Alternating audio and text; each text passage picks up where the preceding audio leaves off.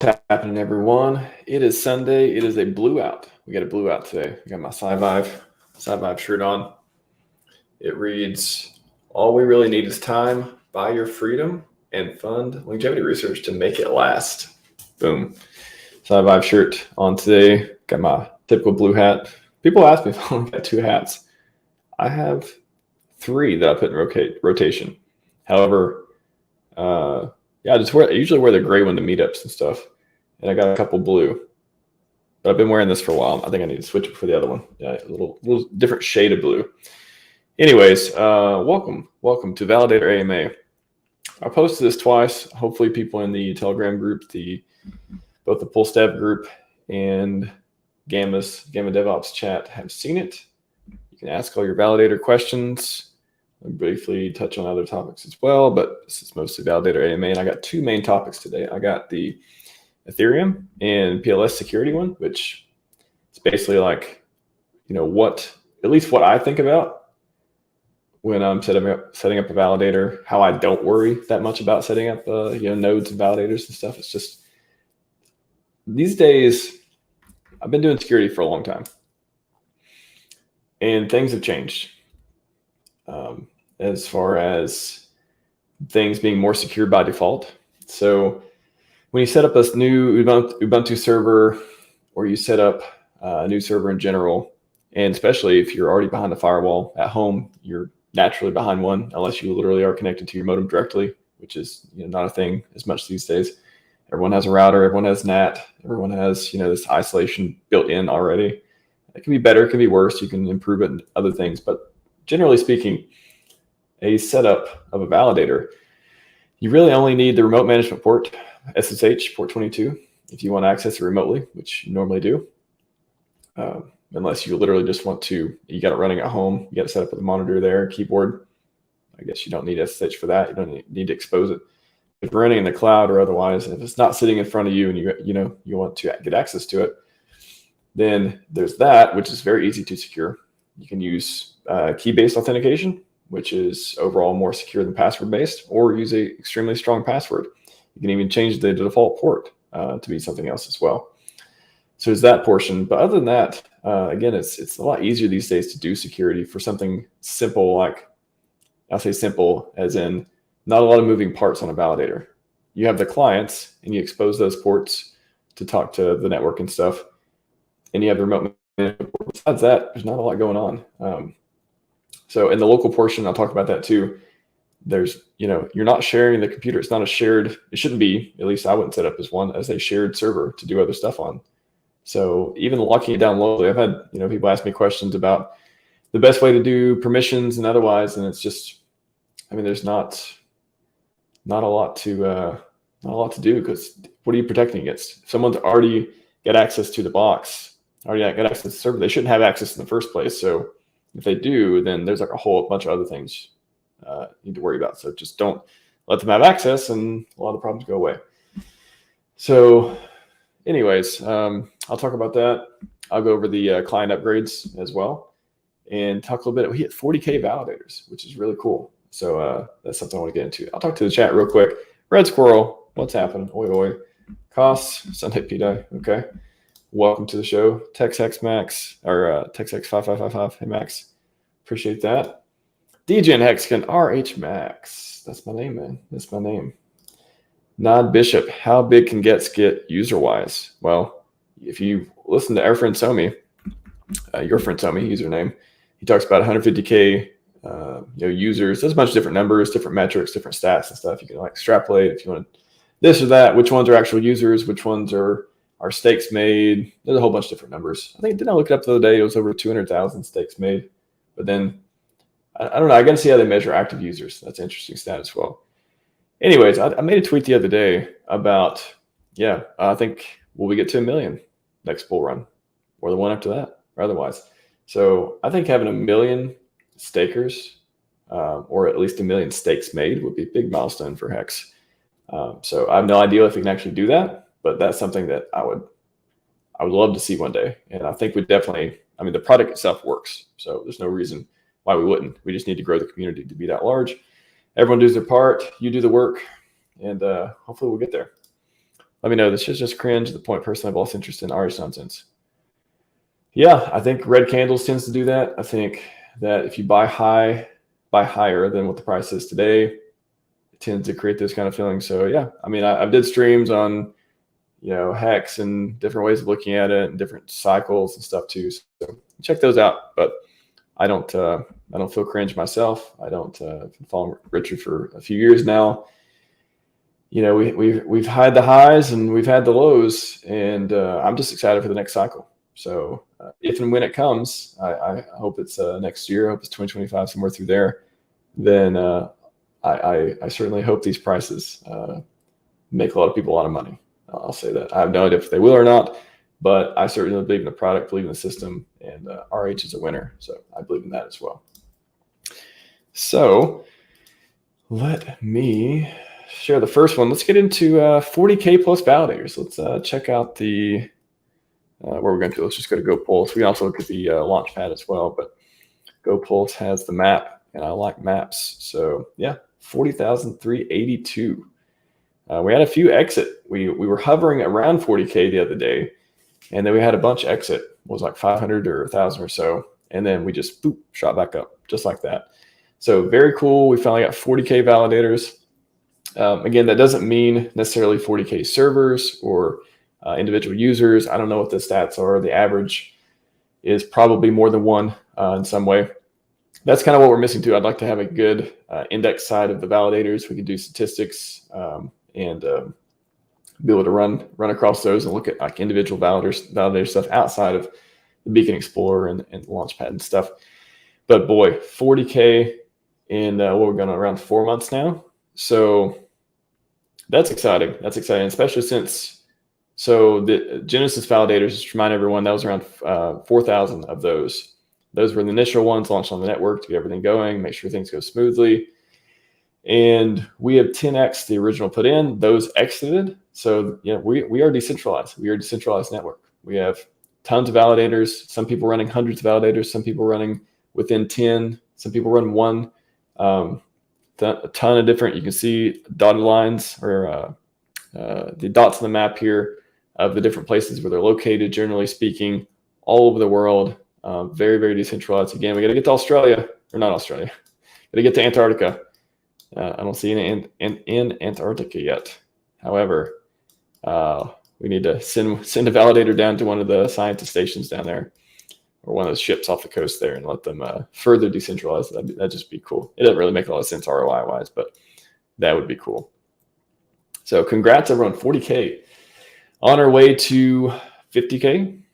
And then we'll see. I think the sales pitch is pretty cool. With, again, I tweeted the other day about if you want to become an Ethereum validator, it's basically like 50K versus like 1K, 2K. What does it say? It's got the price down here somewhere. Yeah, about $1,200 to become a validator. Ethereum is 32 times whatever the Ethereum price is. So let's say just around 50K. So hey, you want to be a PulseChain validator, earn coins on a new network that is a fork of Ethereum and has a huge community behind it, and I think has a lot of potential now to grow. People building on it. A lot of stuff hasn't launched yet, even. And then we go into the bull run and we find out what happens. $1,200 to earn PLS every day versus being an Ethereum validator. Drop 50K on that. Who knows? Maybe one day it'll be 50K to be a PulseChain validator. Good problem to have if you get in. If you got in early, right? So that's how the world works pretty much. You're able to be sensitive to opportunities or not. You make decisions and judgments one way or the other, and then you see the results and you profit or you do the opposite of that. So I'm excited to see if we get to 50K, 60K, 100K. Boy, we might throw a party when we get to 100K. That would be fun to see. Current APR, yeah, it could be anywhere plus or minus a bit of this. Don't have a lot of huge, super accurate stats on that yet, but super excited to see this many validators in this pretty short period of time, honestly. That's a lot coming online. It means a lot of economic energy got locked up, a lot of PLS locked up, a lot of people earning it, a lot of people who, if you're a validator, I mean, it's different than just staking and in staking whenever you want. It is a commitment, and it takes some work to get it up, get it ready. You invest in it, and it's a lot harder to just there's no button to just unstake it. You got to go through the exit process, and then you already have all this work you've done to understand how to do it, or you've been paying people to do it for you or otherwise. So there's a lot of investment that goes into it, and people have skin in the game. So I think that's great to lock up that much pulse. I mean, what is that? 4382 times 32 million. That is, oh, can you just give me the right number? Was that trillion? Is that trillion pulse locked up? 1.29 trillion, I'm assuming. Gosh, give me a better calculator than this. Calculator. Picture. Come on. I can guess, but I would really like to just. Seriously?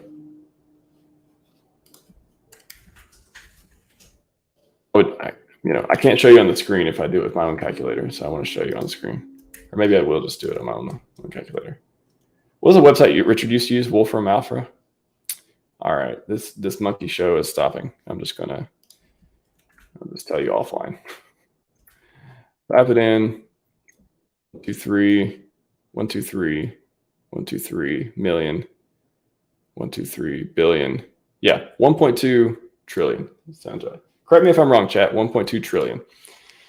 So that is a lot of pulse locked up, and a lot of people who, again, takes work, takes effort to unlock it. So very cool stuff.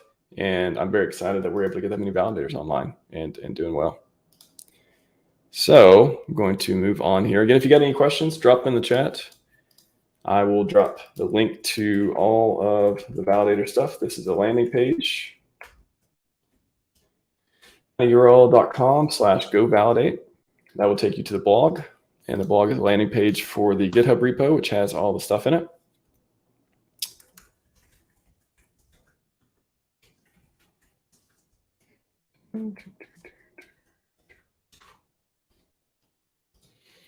A quick question we'll get to. Marley Analytics. The issue I have with Bing validators, I'd rather do it in the cloud, but it looks like monthly cost for specs required cloud validators is quite high. So I kind of update. I haven't talked about it. I've talked about it a little bit when I did the DigitalOcean one, but yes, it is. If you do it in AWS, for example, let me bring up so I'll drop this in the chat in case people need the link. If you do it with AWS, then the price is going to be about twice as much as DigitalOcean. So I have guides for both DigitalOcean and AWS right here. So AWS, I did it for around 2 months or so. And yeah, it was around $600 and some dollars, I would say $600 to $700 per month. And again, with Pulse price the way it is, yeah, the ROI just doesn't make any sense. But I don't look at it that way. I don't take the short-term view. I don't take the I need to make money now type of thing. I'm okay, waiting. I'm okay, paying that. Some people can't. If you can't afford it, you can't afford it. That's a different story. But yeah, I don't care what the price is today. I believe in the future myself, it will go up, and it will more than take care of the hosting costs and otherwise. So with AWS, the estimate's around $600 to $700, depending on your specs.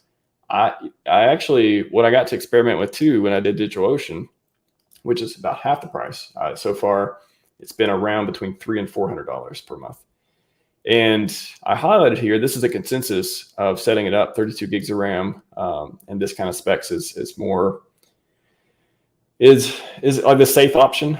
But I did actually have, validators. One of them running now are running 16 gigabytes, and which is a cheaper type of server that you can spin up in the cloud. And yeah, it's been running great. The only problem I had that I think I had was it took longer to sync. And I think I had to restart a couple of times because it was getting stuck on the initial sync process. But that's a client issue. That's a client low resource bug type of thing. May not necessarily a bug, just low resource risk of doing business in that way. So if you can find a cheaper server in the cloud for 16 gigabytes of memory, I've tested it. I don't think I'd recommend it for beginners, but advanced users who can figure out like how to get past the sync process to make sure, hey, it's not working, don't panic, all that stuff. I have tested it. I still recommend people use 32 gigs just to be safe, especially during the sync process. But once you get past that, I've had no problem smooth sailing over there too. $600 a month for AWS, which instant server launching? No, it's definitely not T2 Micro. T2 Micro is a free tier one, I believe, or a very, very small one. This was I forget off the top of my head because it's been a while. Yeah, M5 2X large. So you can try the M5 X large. That's a 16 gigs of RAM. You could try it. However, again, I don't recommend it for generally because I'm using it, but again, I had the sync issues. I'm blaming the memory for it. I'm not 100% certain, but I think it was the low. I was running out of memory during the sync process at a certain point, so I had to restart the clients, and it took me a little additional time to get back online validating, especially when I was migrating from one server to another. I'm actually losing PLS, which whatever. That's just, it costs to do a business. Sometimes you gotta be offline when you're migrating or run into issues or otherwise. But the 2X large is the one that was cost estimated around 600 to 700, somewhere through there, which is through 2 gigs RAM, 8 virtual CPUs. However, again, I've tested with DigitalOcean, half the price with the 16 gig. I think 32 gig would, I don't know. I think it was like maybe, let's say 4,500, but 32 gig was 300 to 400, somewhere through there. And with with AWS, the 2X M5 2X large would be 600 to 700. The X large, I really don't know. I don't think I've tried it for any significant period of time, but I'm going to guess maybe $100 cheaper or something. So that's there's some cost estimates for you if you are interested. And then DJ Hexagon says, please go over how to add another stake to Investing Alligator. So I have not did this myself. That's why I have a little bit of content. I'll put it on there in just a second, but I've not did it myself.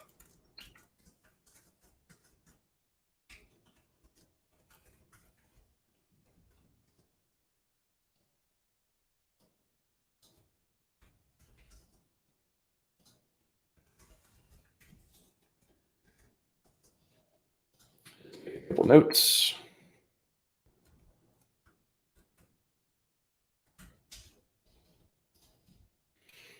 So the notes I have, I basically just copied and modified from this amazing website called, let's see, it's on the FAQ section.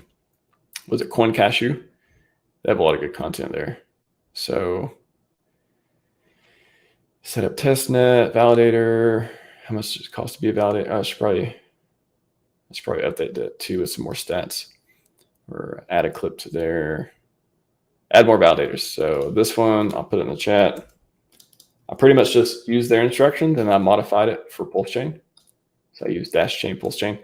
So again, I haven't tried this. You got to pay attention when you're doing it about the indexes. You got to get those correct, and your start and your number of validators. I've not did it myself. However, there's a great link to the website here on CoinCashew, which they have a lot of great content on setting up validator stuff. And they explain how all the stuff works and all the nuance and all the stuff like that. Again, they have it for Ethereum, mainnet Ethereum. So yeah, the chain would be PulseChain for this one. And this is the command. But again, understand what you're doing before you do it. I've not did it, so I hesitate to comment too much on it. You think hardware requirements for PulseChain validators greater need for running is that a company? MYST missed a VPN node on Polygon. Oh, okay. So that's a thing. Yeah, I don't know. I've never ran that kind of server on Polygon. Yeah, you'd have to look up the minimum requirements for that particular node. And then I would say I would just compare them to the Ethereum minimum requirements because whatever those are, again, PulseChain, the consensus around 32 gigs of RAM, pretty hefty CPU, about at least 2 terabytes hard disk. I don't know. Yeah, the different clients, because different clients work different ways. They have different memory requirements. So they actually work without freezing up and failing and stuff. So I don't know. Good question. 22 missed nodes, all free for you. Yeah, if you're doing it for free, then I definitely say there are different requirements. You seem to, okay. So definitely, if that's the case, you can't use micro instances for PulseChain or Ethereum nodes. It's just doesn't work. Clients just won't work. You can try, but I don't think it's I think it's going to fail pretty quickly. I think I actually tried to just do a demo setup one time on a micro instance, and I don't even think would it even build. I forget if it could even build. I was building from source though. I wasn't even using Docker, which is what my scripts do. They build from source. Yeah, I remember it just not working. It just did not work because it did not meet the requirements. One node in each AWS region. Nice. Yeah, definitely can't run these for free. I'm going to say that from all my experience. If you figure out a way to do it, let me know. But I think the requirements say otherwise. And if you're going to buy one at home, there's the validatorstore.com. David Feeder has some pretty. Is that not it? Validator. store.com. Yeah, his are pretty beefy, even above the minimum requirements. I think it has like 64 gigs of RAM or something. Let's see, hardware kit. Yeah, 64 gigs of RAM. They're using the NUC. Again, I've never used the NUC, but that's pretty popular with just like little tiny computers there you can put in a closet or wherever, and kind of store and set it up and forget type of thing. And 4 terabyte hard drive. Yeah, these are like even more than the minimum requirements. So you should not have a problem if you're going to use one of these kits as far as requirements go for PulseChain stuff. So drop that in the chat as well. Now says there's 25 million Pulse, 32 million Pulse. It's just a million times the Ethereum. So Ethereum's 32, and so you just 32 times a million, you get the Pulse one. 32 mil. Good questions, House. I'm going to, let's see, we'll go to upgrades or security first. Maybe we'll go to upgrades first, and then I'll riff on security. Recently, let's see if I can find it. Recently, there was some updates. Did I already have it on here? Yeah. So there was some updates. Feeder made a video. Actually, I was looking at my phone. I came across, I was on YouTube, and I came across this on my feed first. So shout out to David Feeder for making a super quick video. He made the video even before I think I've seen anyone tweeting about the PulseChain update. So very, very fast. Made a video how to update your PulseChain validator. So this is, I think, using his script and stuff, of course, it's geared towards that. It sounds like it's using Prism and Geth. And when I looked at it, so I'll just put this status in the chat. Yeah, so let me know. I don't, yeah, I would be very interested if that worked. So when I looked at it, it looked like just some performance upgrades. I know for Prism in particular, maybe people were having problems or otherwise. So significant optimization performance improvements for both validation and non-validators. So people asked before, how do you know when to upgrade? And the two things I'll say is, if you see people tweeting or the devs, or you look on GitLab and you see releases and you see critical security updates or critical updates in general, to me, then I think, okay, it's critical. That means either a security issue or it means like some kind of major bug that's it could happen to take down the validator, and it could take down a significant portion of the network. That's why client diversity is so important. Running different versions or running different clients. That's why having 2 of each client is important, so you can mix and match. So if there is some critical bug with one of them, the entire network doesn't go down. There's no way of a coordinated attack taking everything down. So that's why running Lighthouse and Geth, which is what my script does, and running Ergon and Prism, or Ergon and Lighthouse, or Geth and the other one. I'm not going to go through each one, but having the kind of diversity helps more secure the network, so it's not vulnerable to these types of like, hey, if there is a bug, the entire thing goes down. No, actually only a portion of the network was running that, and the other ones were running different versions, different client matching. So how you would see how I determine whether I'm going to update my clients or not, if I see something critical come out, which affects the particular clients I'm using. So again, my script is using Lighthouse and Geth. If there are critical bugs that affect Prism or Ergon, it doesn't affect my script. It doesn't affect people using my script because we're not using those clients. So, and vice versa as well.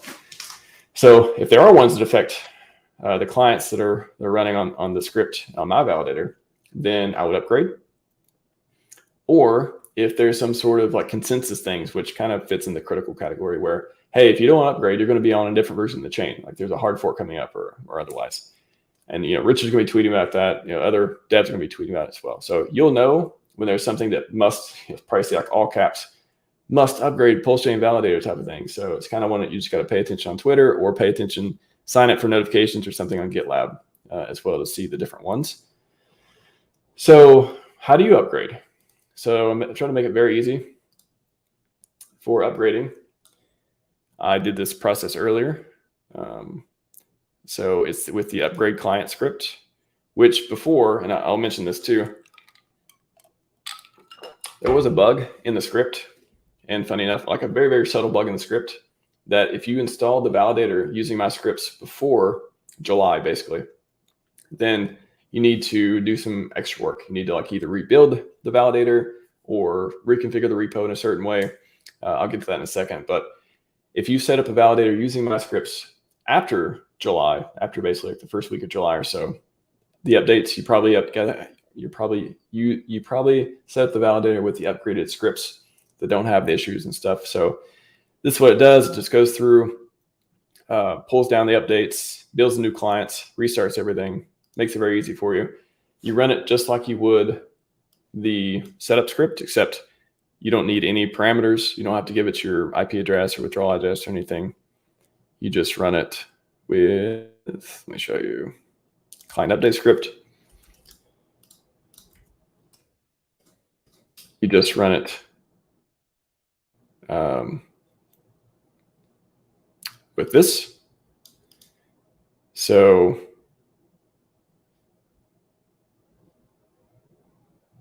that should be on a different line.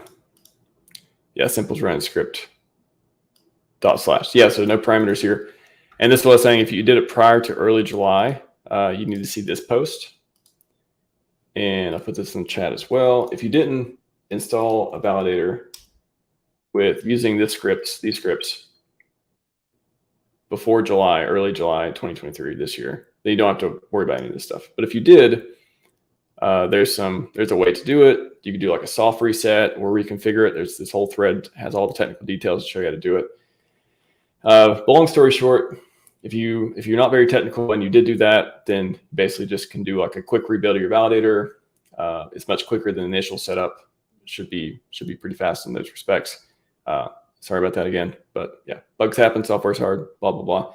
But if you installed it after early July, you should have got the updated script and used it, and it should be good to go. But there's all the information on there.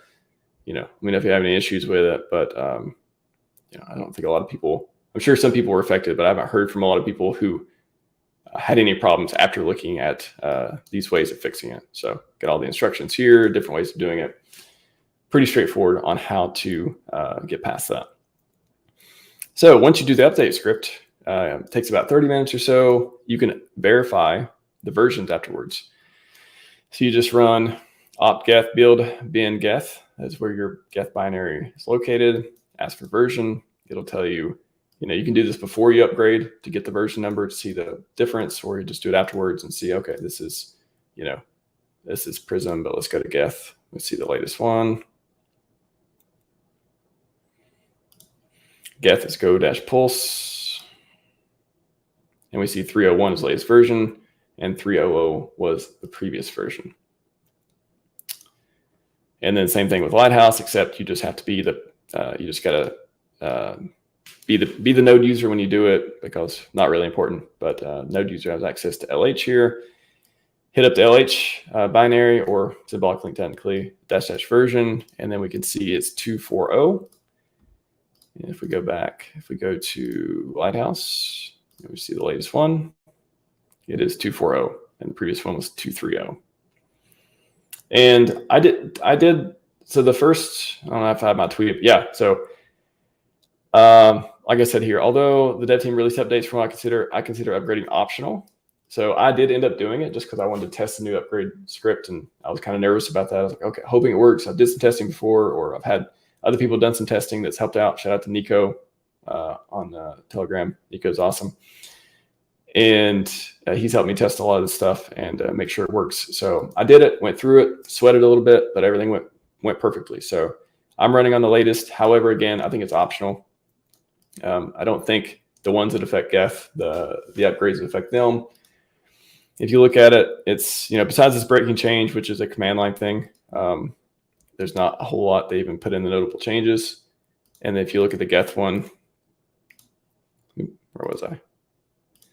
If you go to the geth one, it's like security bug fixes, but you know, I want to see some more. I went through the details. I didn't see a whole lot of stuff. So if it's like a critical security bug, I think they would put it here and there'll be more information about it. But yeah, like I said, I think it's optional. Security could mean a few different things. It doesn't mean somebody can actually compromise your validator. It doesn't always mean that. It can mean that. If it means that, they're going to be shouting from the rooftops to update, more than likely. I did fix this public DB thing, which I think a lot of people are dealing with or have dealt with. I've seen people come across it before. So, and they're prepping for the Cancun fork, which I don't know much about. What is that? Let's look at the Cancun fork. First step, let's see. Oh, the proto dank sharding. Okay, cool. I did a video on dank sharding. I did some research a while back. Me and Fashion Coder talked about it once. So they're just kind of laying the first groundwork, doing in stages of the different stuff. Proto dank sharding. Cool. All right. Yeah, nothing to really, unless you just like to geek out on this stuff, nothing to really get excited about. Nothing like Shanghai. What's up, RHMax or MA? Warning, notice some new clients in the last update chunks more errors than the original client was syncing. And then updating your client script works too. Oh, notice new clients on the update. In the last update chunks more errors than the original launch client was syncing. Not sure what that means. Are you saying you're saying not upgrading, you're seeing more errors on in the logs? You're seeing that? Yeah.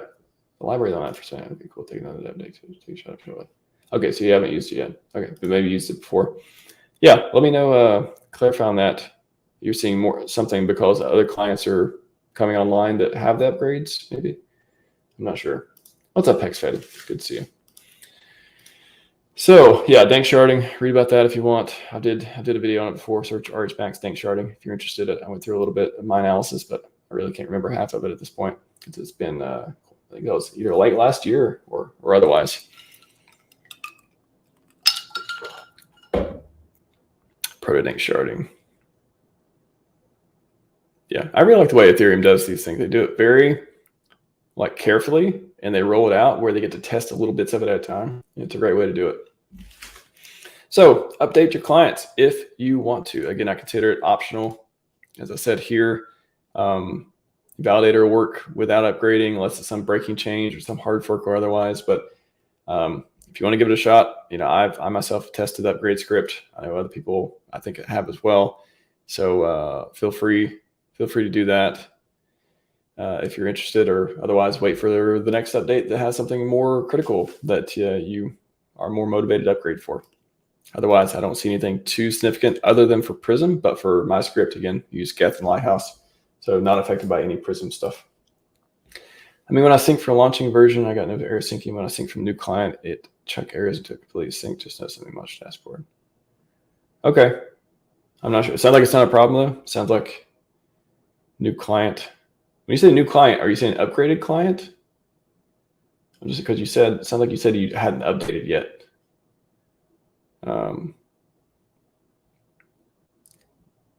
Okay, but it sounds everything like nothing critical though. So cool. Good to know you're in good shape over there as well. Okay, so security model. Let me go through that. So I won't go too long on it. However, cool, no issues. Gotcha. I'll post this in the chat and we will talk about it. So this is something I posted a while back, and this is the security model, kind of like a security model for PulseChain and Ethereum validators. So essentially the question was, what happens if an attacker compromises your validator? What can they actually do with regard to your keys and seed words and stuff like that?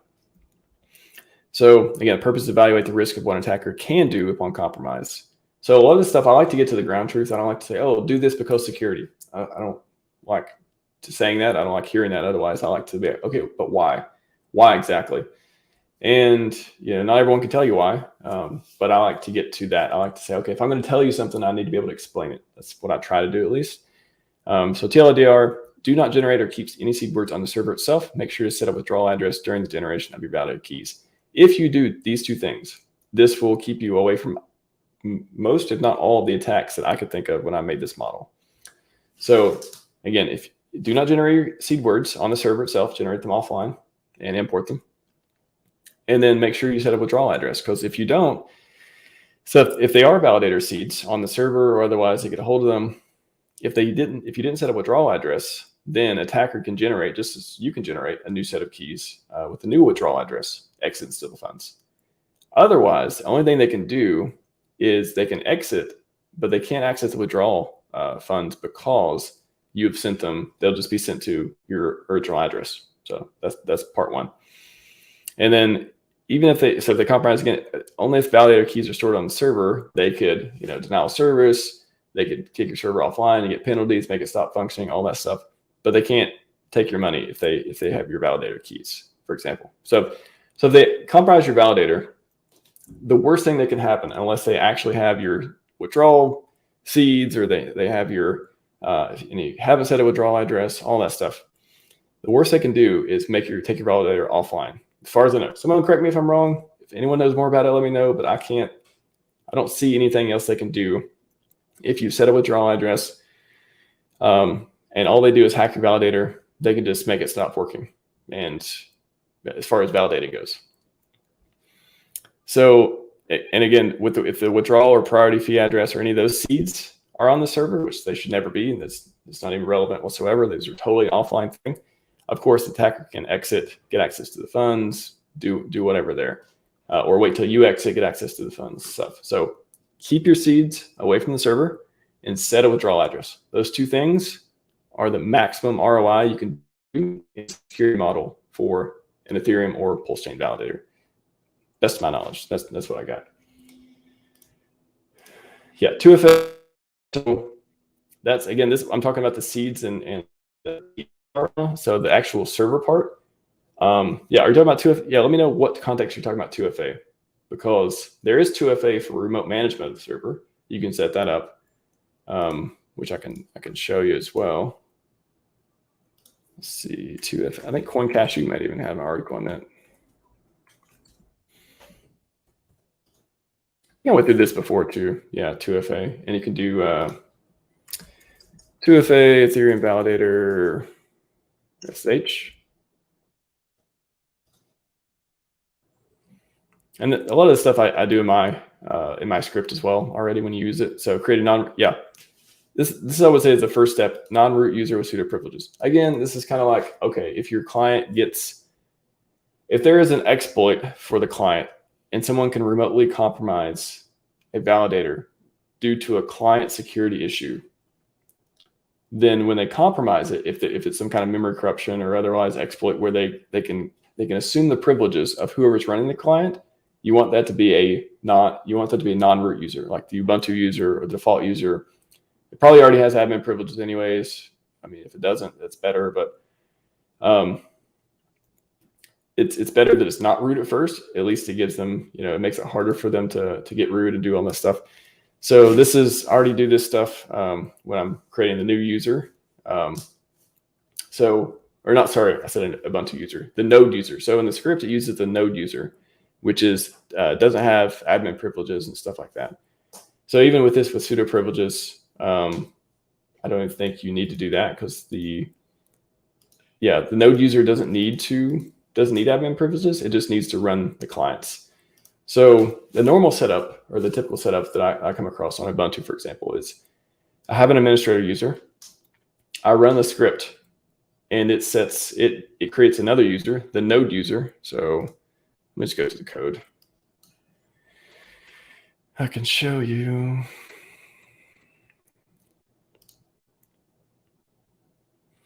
Yeah, so it has a node user, right? You can change anything you want, but I don't know why you would. Node user sounds fine. And then when it sets it up, it doesn't give it a shell. It gives it home directory and stuff, but it just adds it to the system, and it uses this to run all of the clients. It uses run Geth, Lighthouse, all that stuff. So user equals node user. So that way, if something does happen, at least they're not getting an administrator if they do happen to exploit. Again, I've never came across an exploit for a validator client or a node. I've never came across one that like a remote code execution one. That would be wild. But it can happen. It's possible. It happens to a lot of different services. So this is one way to mitigate the risk on that. At least they wouldn't get administrator on it. Yeah, Google Authenticator on Ubuntu. Yeah, I thought that's what you're talking about. So you can do that. Honestly, I don't know. I think 2FA on SSH is a little. It's. I'm going to say it's overkill. Yes, does it help? You know, sure. But are you using password-based auth or using private key auth? So yes, it's more secure for sure. But I don't know. For me, it's like if they already, if you use a strong password, then that's pretty good. But if you use a private key, they actually have to steal your key and perhaps even your password if you set a password with it to even get access to it. So I guess if you're using password-based auth, 2FA with Google Authenticator makes sense. I agree with you on that.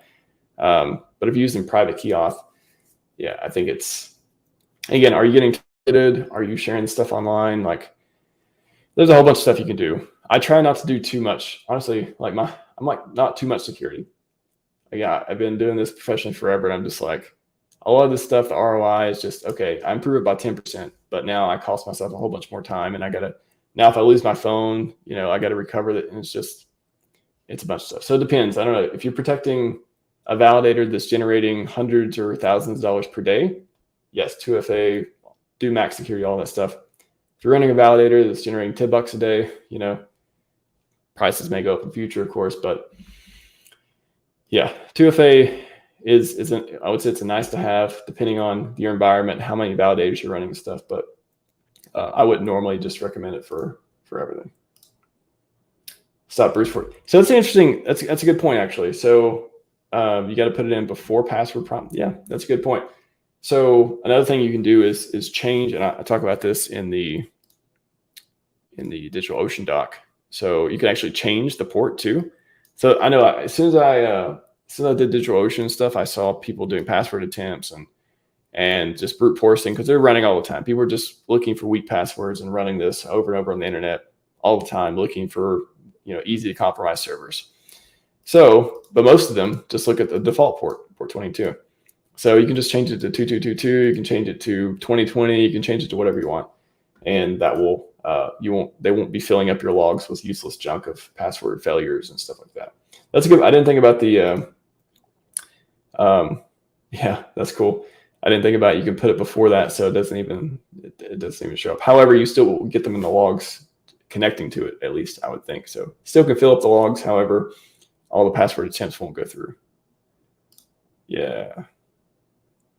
Yep. Very cool. Yeah, changing the ports is another way to do it. Again, it doesn't improve security. It just makes annoying stuff go away. Just think about it like that. It's just obfuscation. It's not security, but I never rely on it for anything. I want to avoid getting garbage in my logs all the time. So that's one. Again, if you use password authentication, maybe use 2FA. I think if you use a strong password, it's not a huge deal. Again, what are you protecting? But I think if you can use the SSH key, it is the best. It is the gold standard of today. It is the modern way of doing authentication. But again, lots of people, it depends on your tech knowledge. If you don't know how to do it, I wouldn't want somebody to spend days trying to figure out how to use SSH keys when they can just use password auth and just use a strong password. Like I optimize towards saving time versus like max security when, again, you're running 2 validators or whatever, even 10 validators. I would treat things differently if I'm running 100 validators, for example, as far as authentication and security and stuff goes. Firewall blocks out the ports, checking it ports.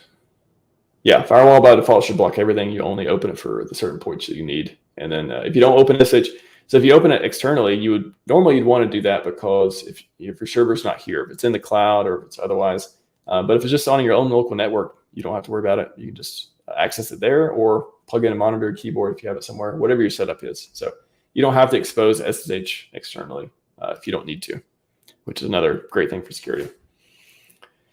So yeah, use private key when you can. Yeah, don't allow root SSH.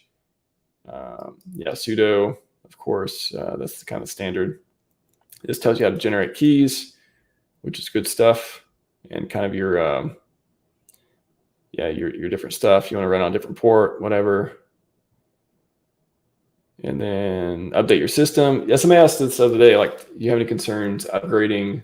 Like, I wouldn't upgrade Ubuntu to a different version. I don't think I would do that. Like, I wouldn't go from 2204 to, what is it, 2401 or whatever they have. I would keep it on the same one, and they have support until 2027. So this is like a long-term. Yeah, I'm not even thinking about upgrading my server anytime soon. And unless it's some critical security bug, which, again, what's it going to affect? Is it going to affect SSH, like some remote kernel exploit, like some crazy bug that affects Linux? Maybe. If it's that, yeah, I'm updating my system. If it's not, I wouldn't worry about it. I don't like changing things because more things could go wrong. If it's something I just want to sit and forget, I avoid touching it. I avoid upgrading. Because what's the point, right? What's the benefit? You just feeling like your system's upgraded? Like, it's how important is it to you? Yeah, I guess you got to decide that. So, yeah, this is a little overstated, I think. If you're not running stuff provided by the OS, you're running clients which are not even provided by Linux distributions. So that's the thing I would pay the most attention to, upgrading your clients, if anything. Your operating system can be deprioritized unless there's some critical security bugs, for sure. Firewall, the local firewall is less important, usually, depending on your configuration, than your network firewall. Network firewall is, sitting in a different place from the outside looking in. So you just want to make sure you can open these to make sure your services don't get blocked at the local OS and get out to the network. Yeah, some people use fail to ban. I mean, I guess to me, it's just another thing. And actually, there was a bug in it a while back, a security issue. So it made me think, maybe, another complexity, another thing that could have issues. So you could or could not. Again, this just blocks people from brute forcing. But 2FA can do that. Changing the port can do that. A lot of things can do that. It's just an optional add-on. Dip root count. Not very interested in doing that. Optional 2FA. Yeah, 2FA. There we go. Shout out to MA. They talk about 2FA here as well. It's a great guide. Let me put it in here. It's got a lot of basic stuff on it. Total. There's open source 2FA alpha program that went off for Windows and it's changed in years. Don't rely on Google Authenticator. Yeah. I mean, there's a lot of different services outside of Authenticator. Otherwise, you could just get a YubiKey and do hardware. So there's no software authenticators. There's a hardware 2FA. It's usually the best. I'm not sure what programs work with it. But that's cool. Went off. Did not know about the 2FA program for Windows. Cool. Ubuntu default root disabled. Yeah, it's the logging in as root is disabled. But you can still assume root privileges, of course, because you need to do admin stuff. But yeah, I think default these days, most operating systems root's disabled because don't really need it. All right, those are the basic thing, and then I just wanted to talk about quickly. If you're thinking about how to your own validator security, and I'm thinking about a security model too. You have the network. And you have the local system. The local system, unless you're running a shared system, multiple people on it, which that's not what a validator is for. It's not what I would recommend doing it. A validator is like the thing that only you have access to, and it's isolated away from your network. That's the best in my opinion. If you're running at home, get another router, put it on a different router, segment it away from your network as much as possible. And then, just remote access as you need to. That's what I like to do. If it's in the cloud, of course, you have that too. But locally, I don't worry about it as much as remotely. So I don't want to turn on any other services. I don't want to run anything but validator programs and only open the ports that I need to actually talk to the network, which are defined in the script. You can look at all that. So there's not, when I talk about there's not a lot going on as far as security to do. By default, Ubuntu, a lot of these Linux distributions, they don't, unless you start running a bunch of stuff, you start running FTP servers and start running web servers and stuff, then you start adding attack surface. Then you need additional security or otherwise stuff you would never do on a validator, or you never need to do. You would never need to do this stuff running an Ethereum node or a PulseChain node or otherwise. for the most part. If you want to do some special validator stuff, you want to expose RPC or whatever, you got to be really careful when you do that. But in general, a lot of the security stuff only applies to more complex configurations, more complex environments. Running a validator is not very complex. I mean, the software you run the clients, you run a remote access program such as SSH if you want. You do it. You have a firewall at home or in the cloud. You have authentication. You configure that as we talked about. That's about it. So you have your network. So not much to do. You have your remote service, which authentication, just configure that correctly. Other thing is like insider physical service provider presence. Like, do you trust a cloud provider? Do you trust someone you trust not to get stolen or compromised at home? All that stuff. Like I said, in the security model, as long as you generate your seed words and keep them safe away from the server, and you generate withdrawal or generate your keys with a withdrawal address. You do those two things. Even if someone literally takes your server from your house or compromises in the cloud, whatever it is, only thing they can do is cause you downtime and cause you to lose PLS, cause your server to go offline. And if you have a backup, which I have sections on the wiki too about backups, I have a whole section. Let's see. So if you have a backup, if that happens, then you just, it sucks, but you have a backup. So you restore the backup, however you did it. You did a snapshot, you do a time shift, like however you did it at home or in the cloud. You just restore it. And then you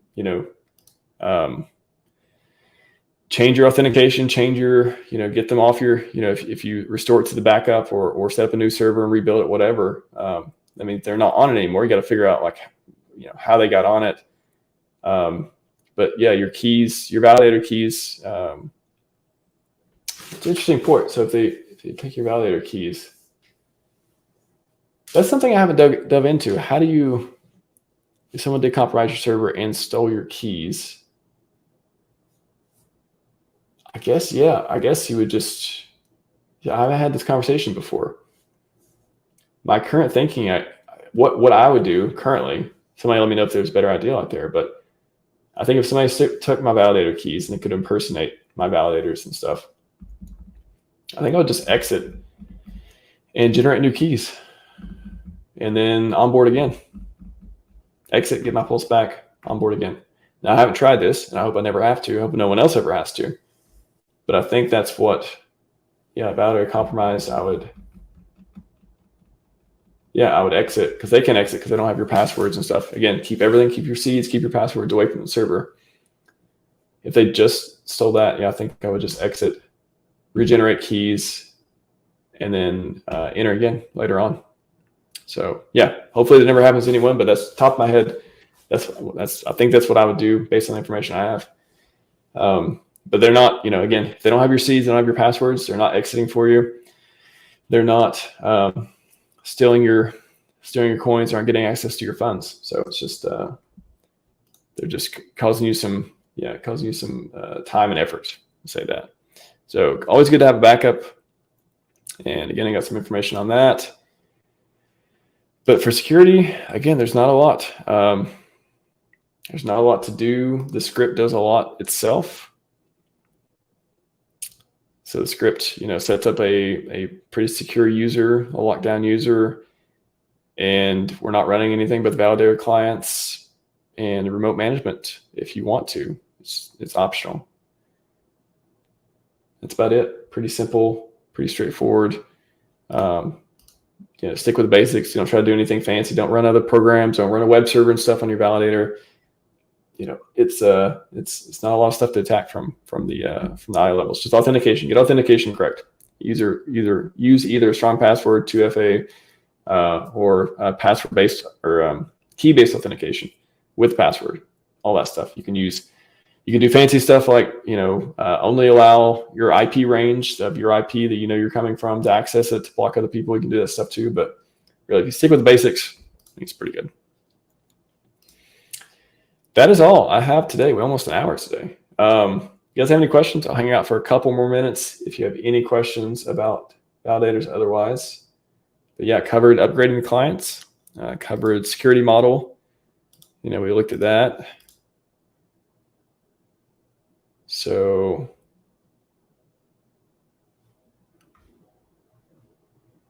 yeah, let me know if you guys have any questions. I'm just going to wrap up here.